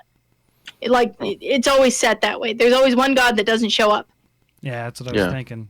Yeah, because you'd be like, okay, I want to increase my. Nope, it's not here this time. Damn it. So yeah, Theseus and the Minotaur. It's a fantastic fight. It's a culmination of everything you've learned. The thing is that like I rank Theseus and the Minotaur above fighting Hades, because of course you're gonna fight Hades when you get up at the end. Mm-hmm. Like you were expecting that, you know. Honestly, in the pit of my stomach, what? Go ahead. I mean, that's the name of the game. I would Yeah. expect that he would be a boss at some point. I love the banter between him and Hades, especially after spoiler. Oh yes, especially after spoiler happens. I just it's wanted great. to use it as an adjective once, honestly. I love it. I love at one point because every time you go to fight Hades, he throws his cloak off his back and it burns to ash. He's like, "Father, are you going to burn another one of your cloaks?" He says, "Silence your insolence, you pathetic whelp." And then you fight. Eventually, you unlock access to different parts of the dimension of Hades, not Hades himself, but the dimension of Hades, and you can go into your dad's bedroom, and you look in his closet, and it's all cloaks. He says, "Cloaks, only cloaks." I knew it. Yep. Mm-hmm. So yeah, I love the Theseus and Minotaur fight. It's wonderful. I do like how you're constantly goading the Minotaur too. Like, why do you hang out with this asshole? And he's just like, but we're friends. You don't understand. He is the only one who truly understands me and accepts me. Mhm. But, Also, you know what? Theseus is probably a great guy if he doesn't think you're a cur. probably not. I mean, I disagree. Oh no, he's probably like a bit of a douche. Yeah. But he's probably a decent guy, at least decent, if he doesn't think you're a hellspawn. Yeah, he might treat you a lot better. Yeah. Yeah, because he's a Greek knight in shining armor. They didn't have shining armor He's in the Bronze Age. He's he's a Greek knight in the shining codpiece. Yes. No, just shining pectorals. Because Yeah. his pecs are actually shiny. Oh boy, they are. He's got better pecs than Johnny Bravo. Hey, that's saying something. Hoo-ha! Check the pecs. Ho, ho. Oh man, I love Johnny Bravo. God, I Yeah. want a Johnny Bravo game. I want it so bad. Johnny Bravo has not necessarily aged well. I know this, but they actually show it as him being a womanizer, and they beat him up all the time. So That's I true. think it would do fine because all of the women think he is just terrible in every episode. So like I think it would do fine because it points out how just shallow he thinks of people in the show already. Give me a Courage the Cowardly Dog horror game. I think there was one. There's a couple Samurai Jack games actually too. I have one. All right. You got 3 minutes. Start wrapping it up. Jeez. Wow. Taskmaster tonight. Oh, speaking of which, we watched Black Widow the other day. The It was best on part about Disney that movie Plus. was Blonde Widow. I have not watched it, but my brother and I were in Walmart this week, and this is 2 stories to this. We were standing there, we were killing time because we had to do something, and Walmarts are killing time because there's basically not the only thing to do in Chillicothe, but it's easy to go in Walmart. We needed something, and this guy was standing there, and Chancellor's like, "Oh yeah, Black Widow came out," and this guy nowhere near us, like half an aisle down, was like, "That movie was terrible. Don't watch it." Our wife and I hated it. I was like, "Good to know, random sir." And then we helped him look for Mortal Kombat because he was one of the prison guards, and his prison inmates wanted to see Mortal Kombat, so we tried to help him find it. So that was fun. And then also, I was looking for Jurassic Park because Jurassic Park is now coming in this bundle. We have all 5 movies, and they're only in DVD. And I was like, if I would do it, all 5. Yeah, 1, 2, 3. I didn't know there were 5. Oh wait. There's I 2 forgot about the Jurassic 2 Worlds. I Yeah, forgot about the Chris Pratt movies. Never mind. yeah, and And there's He's gonna so be cool. 6. there's going to be 6. So I was like, Chris Pratt's so cool. I mean, I like the last one. Everyone says it's just dumb, and I was like, I don't like I like the Resident Evil Jurassic Park. That's I like it. But anyways, I was like, I'd buy it if it was in 4K. Like that's the one reason I would buy it, right? So we're walking out of the section, and Chauncey looks over and is like, hey Cham, it's in 4K. And I was like, damn it. I didn't want to spend the money, but I did. Yes, Pan. Oh no, this is 1 minute. In 1 minute, I gotta start going. I know. Alrighty. No. So I would love to launch into my recent Walmart story, but I can't. But I don't have the speed of a auctioneer. and we walked around the corner and I saw Jurassic Park and I got it for $70, $70. Yes, I got it for $70. I don't think it was $70. I used to actually practice that voice. I actually Next used to week. do that. I'll Yeah. tell you guys about the worst Walmart experience I have ever had, bar none. We should, you know what? We're going to do time period games We and we're going to do know. Walmart stories as an extra just side. Let's do this. Let's do that. I'm sure Sasha will be on board. Retail horror stories. Wal- Just because I worked at Target a lot as well, and things happened there. Sure, department store horror stories Yes. with Yes. I mean, we have one in Chillicothe and it's Walmart. We have one. We're a small city. There used to Okay. be a Kmart. It's gone. Anyways, so thank you guys for listening. Pan is going to kick us out the door any second now. So we're going to catch you next week. Be sure to follow at Hunters Hub Pod on Twitter, at Hunters Hub Pod on Twitch. And then look out. I'm finally going to be doing, after 10 months of a hiatus from writing articles, I will probably finish this week. I'm fair way through Platinum Dragon, Bahamut. I'm excited about this one. It'll probably do terrible like my last article. The Gold Dragon only did 60, and my bar of measure is, I'll put it on Reddit. I mean, it's not really You should. not really a good measurement, but it's all I have. You should. You should do more homophobic orcs. Get more updates. No. Please, no. That's not what I 420's did. dying. No. 420's dying. I'm not homophobic. 420 is not homophobic. He did not. It's a running joke between us. He is not a homophobic person No. whatsoever. I just like to dig at him about this because it makes him laugh so hard he turned purple.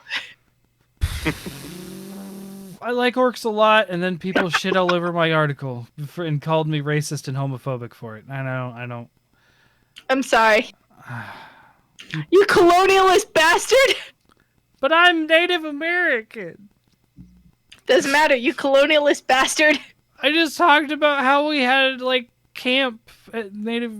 We blew into a conch, and I can even tell you how we had conches in our tribe because we were inland. Like we had a trading route to the sea. I was actually wondering about that. I Yeah. was super wondering about No, that. we actually had a trading route to. Real quick history lesson. I know we're supposed to get out. We originated in Mexico.